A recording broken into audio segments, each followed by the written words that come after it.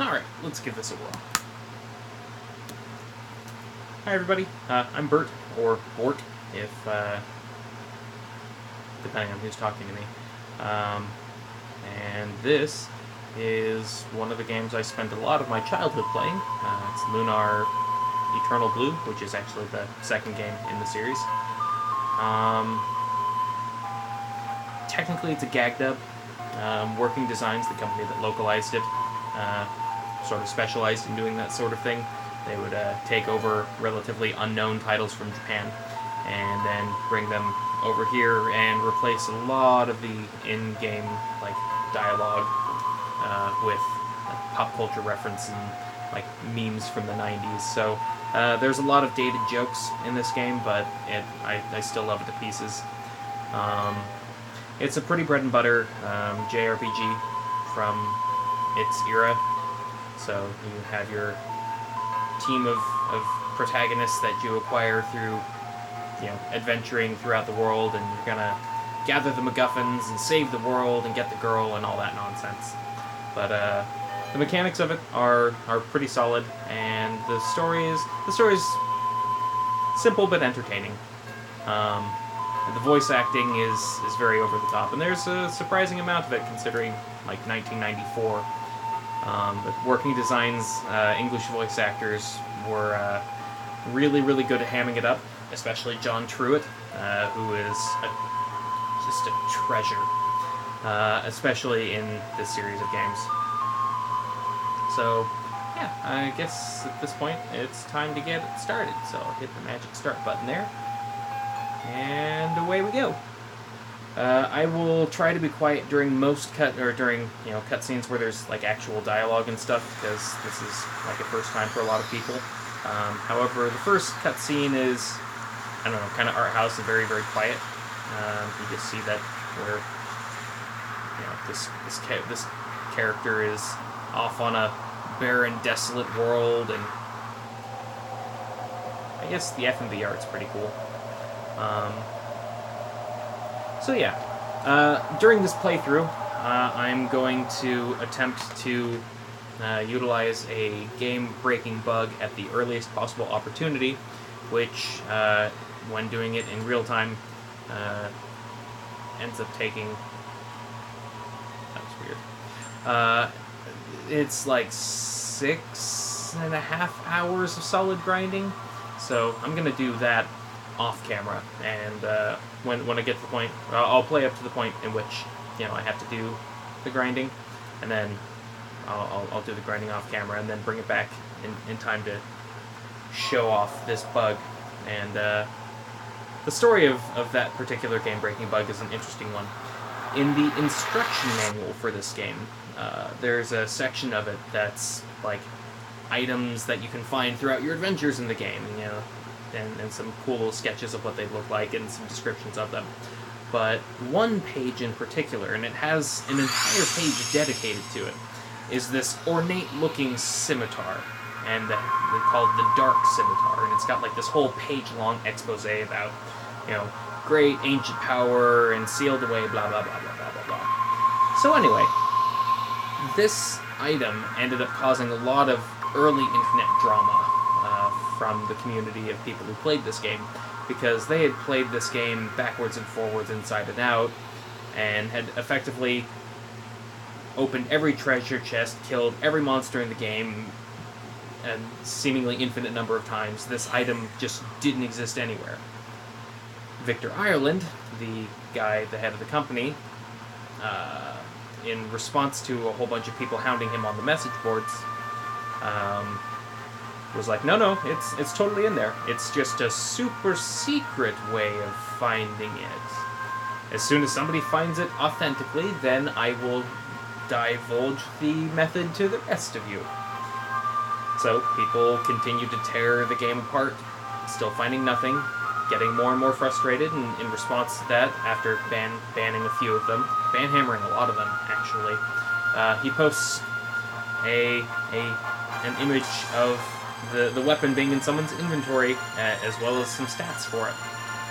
Well, then the bug that I'm going to demonstrate later was discovered, and through some chicanery involving it, it gives you effectively access to the entire game's item database, albeit with some glitching.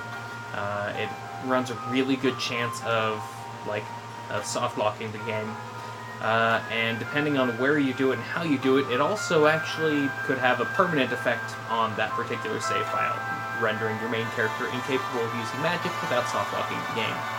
So you have to be careful about where you do it. And the earliest opportunity is I want to say it's about half hour, 45 minutes into the actual gameplay. But I'm getting ahead of myself. So, they actually found the Dark Scimitar in the game's database and managed to extract it as a usable item from this bug. And its stats were completely different than the screenshot, or than the photo that was presented by Victor Ireland.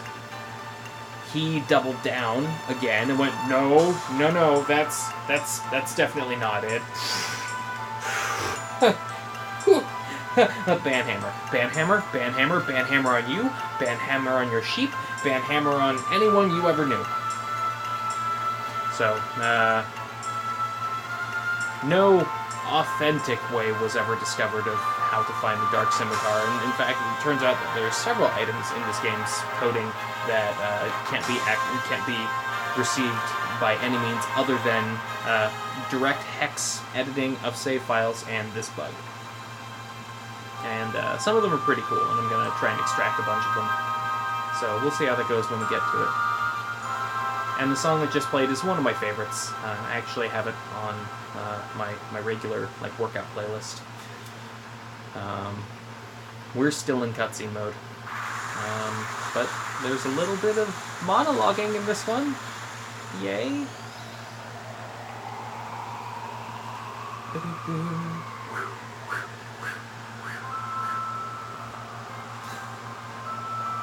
This time she has breasts. In the previous cutscene she did not. So now she's given at least a Barbie outline. So I guess that's forward progress?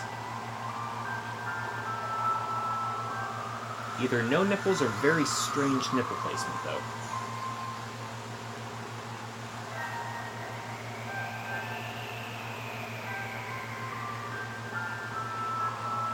Yep, those are some rocks. This is not the time for my awakening.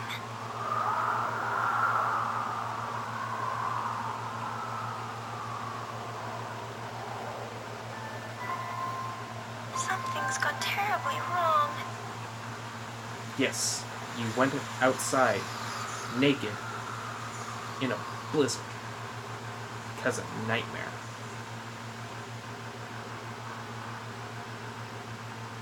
A pretty metal nightmare, I might add. Oh no, Lunar. Guess a little bit of background. So, once upon a time, people lived on the Blue Star, which is very heavily implied to have actually been Earth. Something happened on Earth and rendered it an inhospitable environment for all the people living there. So the goddess of creation ushered a whole bunch of the surviving humans, and they went to the moon, which she terraformed into a lush and magical place, and the survivors went on there and adventures happened. And so this takes place on Lunar, which the girl standing naked in the blizzard just had visions of it being destroyed by giant spooky hands. Oh, great. Don't tell me you're hearing voices now. But... Hurry up and get the dragon's eye. The timer's almost run out on the trap. Trap? What trap? Some really 90s voice acting. Whoa! This trap! Why didn't you tell me about that earlier? I did, but you were too wrapped up in getting the jewel to listen. Oh yeah, the jewel. Hold on, I've almost got it. Hurry, hero. Oh, there. I got it. What's that rumbling? Oh no, the exit's closing. Let's get out of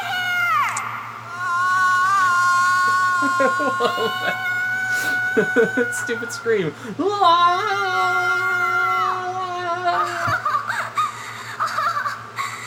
hero, don't die on me.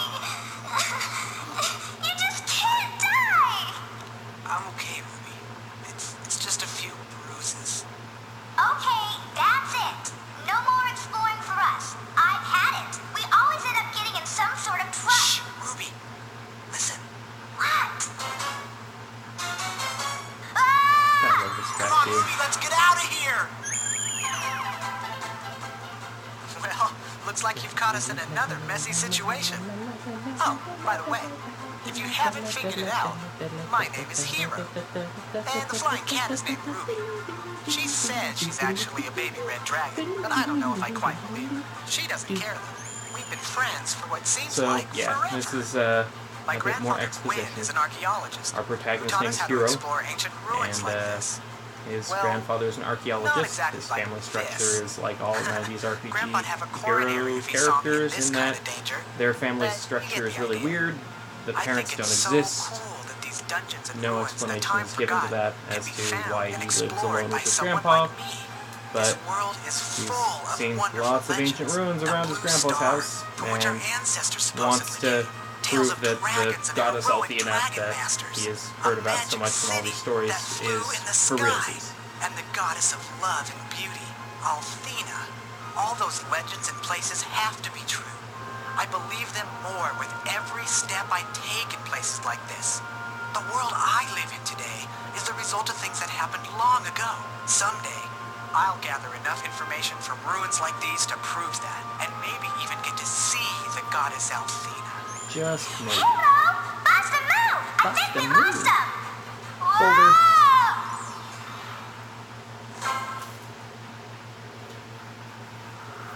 Hey, text boxes with cute little character portraits.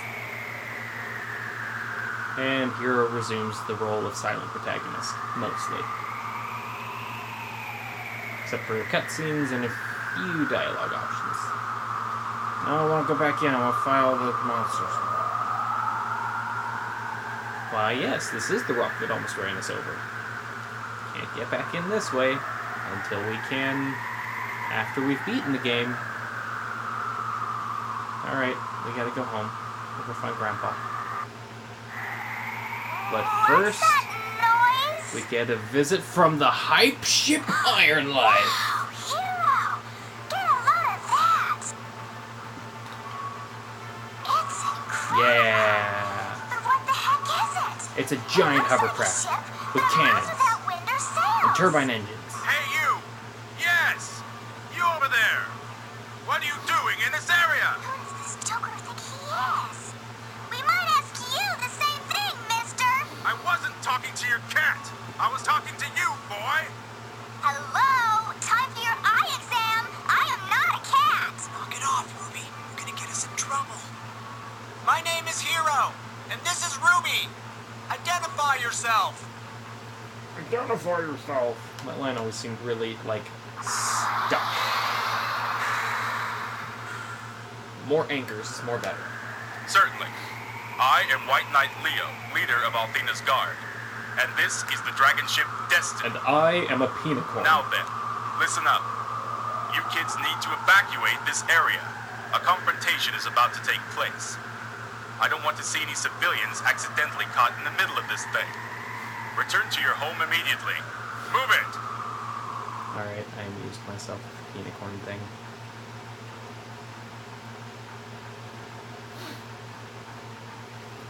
Helmsman, set a new course. Destination, the Blue Spire. Ha! That guy seemed a little full of himself if you ask me. But he did say he was the leader of Althena's Guard. I wonder if that's the same Althena you told me about. Well, no telling now. He's gone. And good riddance. Anyway, we'd better get back home before Grandpa comes looking for us. Ruby is 600% sassy in a helium balloon package. So now we actually have control of ourselves and can begin traversing the world map. Hopefully we won't get any soft locks. It's sort of par for the course with old disc games. So, yep, your typical you are a giant on the world map in teaming combat. And it's a bunch of sharks. And they're so adorable with the little dolphin face. But an interesting thing about this game is actually the enemy animations during this screen actually are cues as to what attack they're going to use. So the two that are off in the back that are just like little fins sticking out of the water, they're going to do their regular attack. They'll run up, fling themselves into the air hilariously, and I'll take a couple damage. However, Mr. Spunky the Perky Dolphin in the middle there is going to use a, attack all of my allies' attack that does, 2 to 3 times as much damage, and runs the risk of actually leading to me getting killed. So we are gonna kill him first. Hopefully.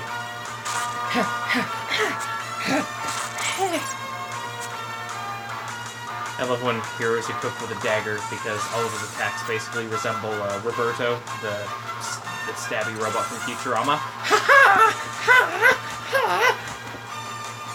So, it's not for very long. He's pretty much going to be equipped with swords for very shortly in the future of this game through basically the end of the game. Wow, I missed. That's disappointing. Meanwhile, Ruby just floats back and forth, mostly uselessly.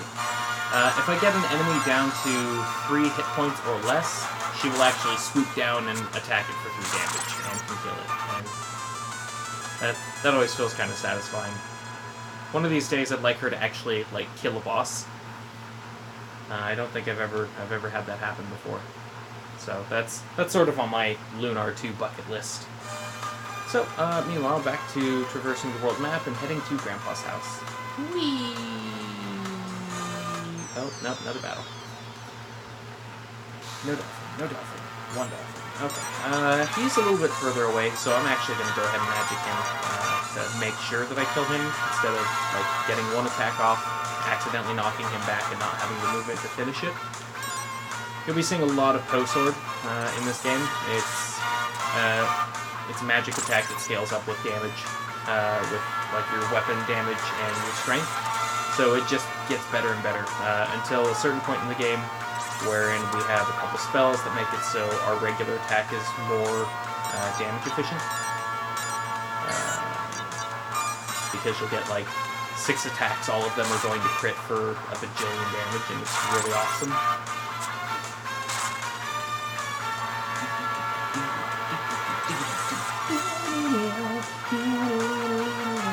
Yeah, see, there we go. Old flamethrower.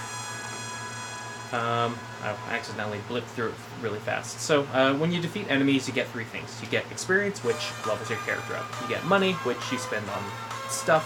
And you get this little pink experience thing, which is used on 2 things.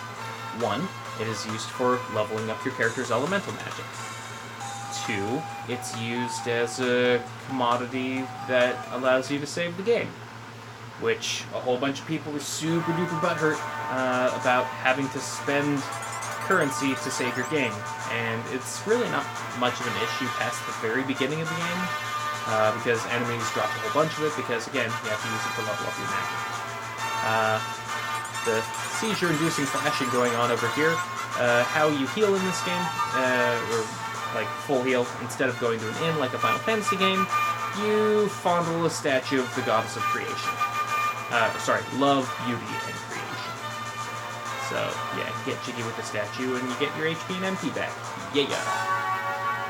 So, a bit more of a plot dump. Leo wants to know how to get into the Spire so he can kill the bad guy that's going to destroy the world. Grandpa's like, I've looked at this shit for decades, and I've never found a way in. It's super duper sealed for serious. And Leo is pretty much just not having it. He's just going to yell at the old man, we've got to find a way in, and if we can't find a way in, we're just going to blast our way in, since you're not particularly helpful.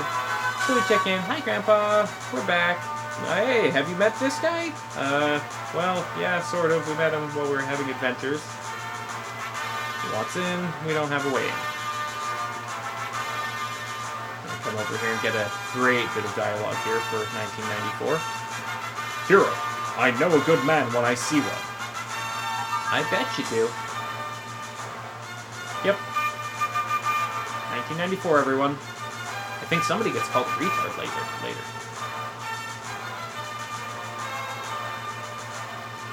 So, yeah. Leo drops an offer to Hero, saying that, hey, you want to join me? It'd be super duper cool. And then bounces. Meanwhile, Grandpa's like, well, what a dick! And it's making the corn on his feet hurt. Something's not right.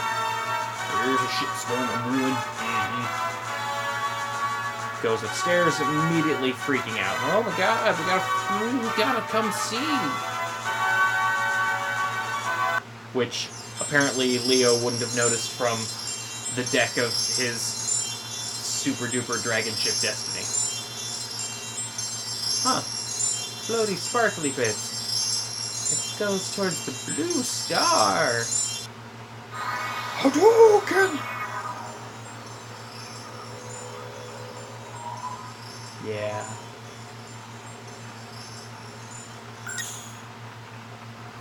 So yeah, that just happened. So now the in-game logic is that somehow us almost unarmored, unequipped archaeologists are going to be better equipped to handle like the monster and the traps and the monsters that inhabit the sealed blue spire. So instead of, telling him, okay, look, we actually do have an idea on how to get in, we're just going to go in by ourselves, because 90s RPG. This is also where we briefly get a how to open treasure chests tutorial in the form of, there's a treasure chest downstairs. Well, I only have 3 buttons. That one doesn't do it. That one doesn't do it. Oh, I guess that one does it. So, there's a great tutorial without saying, here is a tutorial on how to open treasure chests. It simply says, there's a treasure chest, get the stuff out of it. So, we're actually gonna equip that there dagger. More than double the attack, raise my agility, so I'm more likely to go first, but I trade off 1 attack. It's a good deal. It's definitely worth it. La la la la la la. Talk to Grandpa, and lo and behold, he also has a dragon eye jewel that he's been holding on. So, now we have Grandpa in the party, which is cool, because he has healing magic. So, I think with that, we're gonna go ahead and call it for the day, and demonstrate how to save.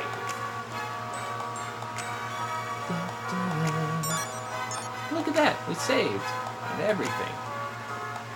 So, there you go. And, I'll continue this next time. Bye-bye!